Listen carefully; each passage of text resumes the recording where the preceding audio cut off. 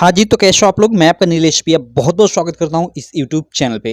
दोस्तों, अगर आपको मैथ में यानी गणित में जो आप लोग का 21 फरवरी को एग्जाम होने वाला है, फेल होने का डर है या आप पढ़ने में काफ़ी कमज़ोर हो, मैथ आपका काफ़ी कमज़ोर हो, तो ये वीडियो आपके लिए है।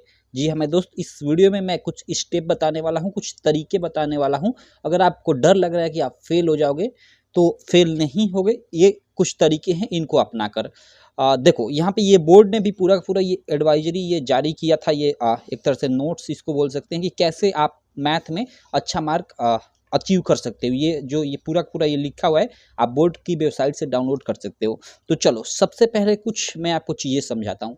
देखो, ये मैथ में सबसे अच्छी चीज़ है कि आपको स्टेप मार्किंग मिलती है। ठीक है, स्टेप मार्किंग मीन्स क्या? जैसे मान लो कोई क्वेश्चन है, ठीक है, कोई यहाँ पे क्वेश्चन है। अब आप तुम क्वेश्चन को करते गए, मान लो क्वेश्चन को आधा तुमने कर दिया, ठीक है, और आधे के बाद आपको स्टेप मालूम ही नहीं चल रहा कि आगे इसका कैसे सॉल्व करूं, तो ऐसे क्वेश्चन का आपको मार्क मिल जाता है। जी हमें दोस्त, आपको मान लो 4 मार्क का क्वेश्चन है, आधा आपने किया तो उसका 2 मार्क मिल जाता है। तो काफ़ी सारे लड़के क्या होता है कि इस बात को नहीं जानते हैं।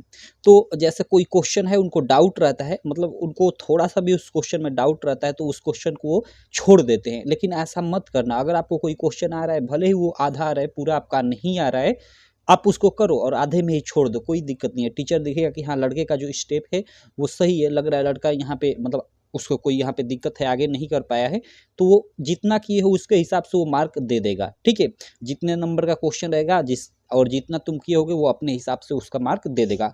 और बाकी काफ़ी सारे लड़कों का ये क्वेश्चन होता है कि मान लो भैया कोई सवाल है, उसको हम लोग कर रहे हैं, हमने सारा स्टेप किया, अंत में मान लो हमारा किसी वजह से आंसर गलत हो गया, मतलब हमने यहाँ तक स्टेप पूरा का पूरा सही किया, हमने लास्ट में मान लो 3+2 जोड़कर 5 लिखना था, हमने हमने भूल चूक से 7 लिख दिया, तो क्या होगा? तो ऐसे क्वेश्चन में अगर आपका मान लो 6 मार्क का क्वेश्चन है, तो ज़्यादातर आपको चांसेस है कि केवल इतना आपने माइनर गलती किया है, तो आपको 6 में 6 मार्क मिल जाएगा। नहीं तो 1 मार्क कटकर आपको 5 मार्क मिल जाएगा। क्लियर? ये भी डाउट क्लियर?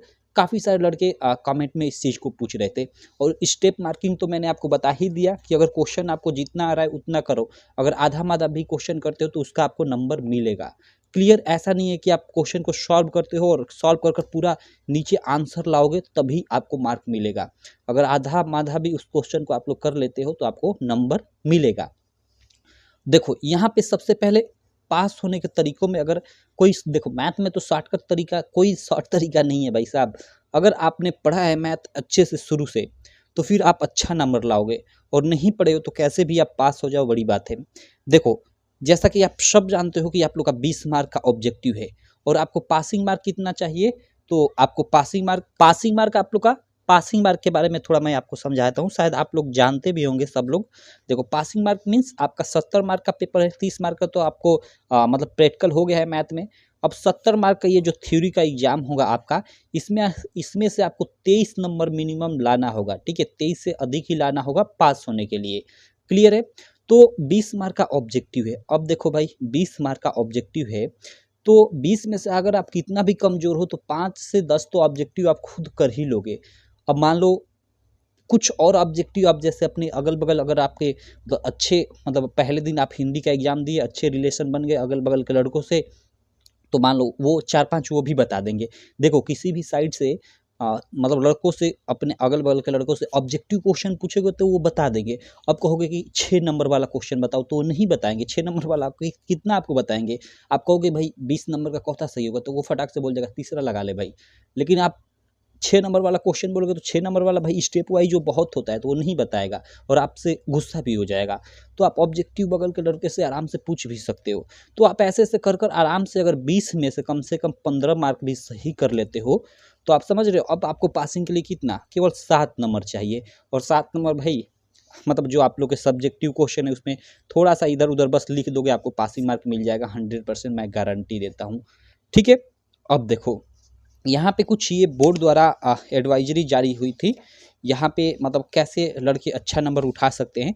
तो उसमें भी यहाँ पे देखो, यहाँ पे सारी चीज़ें यहाँ पे मेंशन की गई है कि प्रश्नों को हल करने में आवश्यक सभी चरण यानी वही स्टेप जरूर लिखिए। आपको सभी चरण, ऐसा नहीं है कि आपको कोई शॉर्टकट तरीका अपनाना है, कोई क्वेश्चन है सीधे यहाँ उसका आपने आंसर लिख दिया, नहीं।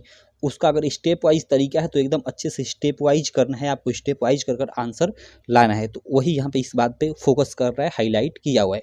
और बाकी वही सब नॉर्मल चीज़ें हैं, जैसे प्रश्नों को हल प्रश्न के हल को स्पष्ट करने में आवश्यक अगर चित्र की जरूरत है या ग्राफ की जरूरत है तो आप जरूर आपको उसको बनाना है, वही यहाँ पे। और ये सामान्य चीज़ें सब हैं। और यहाँ पे एक काफ़ी इंपॉर्टेंट चीज़ है मेंशन कि रफ कार्य करने के पश्चात एक तिरछी रेखा से काट दे। तो ये तो मैंने आपको बताया था, जब मैं मतलब बताया था कि कॉपी कैसे लिखे मैथ की। अगर आप वो वीडियो अभी तक नहीं देखे हो तो चैनल पे जाकर देख लेना कि गणित की कॉपी कैसे लिखे, मैंने बता रखा है। पूरा का पूरा आपका जो मॉडल पेपर है बोर्ड द्वारा जारी, उसको सॉल्व किया था और सॉल्व कर कर एकदम बोर्ड परीक्षा की कॉपी पे सॉल्व किया था। और आपको उसमें बताया था कि आपको कोई क्वेश्चन नहीं आ रहा है तो उसको आप कैसे छोड़ोगे, नेक्स्ट पेज पे कैसे करोगे, क्या करोगे, सारी चीज़ें मैंने उसमें एक्सप्लेन कर दिया था। ठीक है, तो चलो यहाँ पे आगे चलते हैं। आगे यहाँ पे देखो कुछ चीज़ें हैं यहाँ पे, एक मिनट। देखो ऊपर यहाँ आप लोग देख सकते हो यहाँ पे कि ज्यामिति या त्रिकोणमिति समीकरणों को लिखकर याद करें, ऊंचाई एवं दूरी के सवालों से संबंधित चित्र बनाकर हल करने का प्रयास करें। यानी स्टेप वाइज ये सारा का सारा देखो यहाँ पे ये लिखा गया। आप यूपी बोर्ड की वेबसाइट से इसे डाउनलोड कर सकते हो। थोड़ा स्टेप वाइज हम पढ़ ही ले इसको तो अच्छा रहेगा, 2-3 मिनट लगेगा। देखो पहला हम लोग का क्या है कि सर्वप्रथम गणित के पाठ्यक्रम को अपनी सुविधानुसार बचे हुए दिवसों में विभाजित कर ले, जिसमें कठिन टॉपिक के लिए ज़्यादा समय दे। ओके, ये तो कह रहे हैं आप, मतलब ये पढ़ने का तरीका। अब आप लोगों के पास तो भाई कल आप लोग का छोड़कर परसों तो 21 को एग्जाम ही है, तो आप देख लो आप कैसे कर रहे हो। उसके बाद अध्यायवार सूत्रों की सूची बनाकर अपने अध्ययन कक्ष में चिपका ले, वो उन्हें कंठस्थ करे। ये काफ़ी आवश्यक है। आप सभी जितने भी फार्मूले हैं आप चैप्टर वाइज क्लियर कर लेना।